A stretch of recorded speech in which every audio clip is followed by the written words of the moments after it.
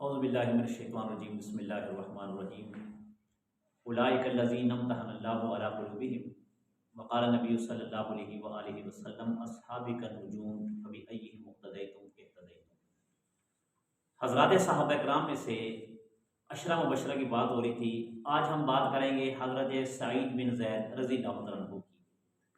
حضرت سعید بن زید رضی اللہ تعالیٰ عنہ وہ عظیم صحابی کہ جو ہر جنگ میں شریک ہوئے، ہر غزوہ میں شریک ہوئے، اور ان کا رشتہ حضرت حضرت عمر فاروق رضی اللہ تعالیٰ عنہ سے یہ ہے کہ حضرت عمر فاروق رضی اللہ تعالیٰ عنہ کی بہن جو فاطمہ تھی وہ ان کے ساتھ بیائی گئی تھی، ان کی شادی ان کے ساتھ ہوئی تھی۔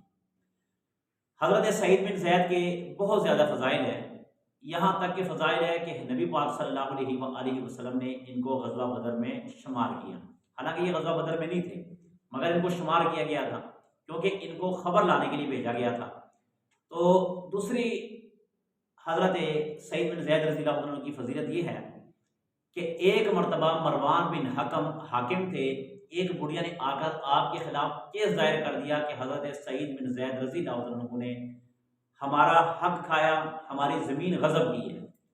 تو جب مروان بن حکم نے حضرت سعید بن زید کو طلب کیا دربار میں، تو آپ نے کہلا بھیجا، پیغام بھیجا کہ مروان بن حکم، کیا میں حضور کا صحابی یہ کر سکتا ہوں؟ کیا مجھے حضور کا وہ فرمان یاد نہیں ہے کہ میرے حضور کو نور نے یہ فرمایا کہ جو کسی کے ایک بالغ زمین قبض کرے گا قیامت کے دن اللہ تعالیٰ 7 زمینوں کا توپ بنا کر اس کے گلے میں ڈال دیں گے۔ تو کیا مجھے وہ حضور کا فرمان بھول گیا؟ کیا میں اس بڑھیا کی زمین غصب کروں گا؟ تو مروان بن حکم نے کہا ٹھیک ہے۔ آپ نے بد دعا کی، اور اس عورت بڑھیا کا نام عروہ تھا، آپ نے اس عروہ نامی بڑھیا کے خلاف بد دعا کی۔ آپ نے کہا کہ اللہ جی، اگر یہ اپنے دعوے میں جھوٹی ہے، اور واقعتاً یہ جھوٹی ہے کیونکہ میں نے ان کی کوئی زمین غصب نہیں کی، یہ اندھی ہو جائے اور یہ اپنے گھر کے کنویں میں مر جائے، وہ اس کے لیے قبر بن جائے۔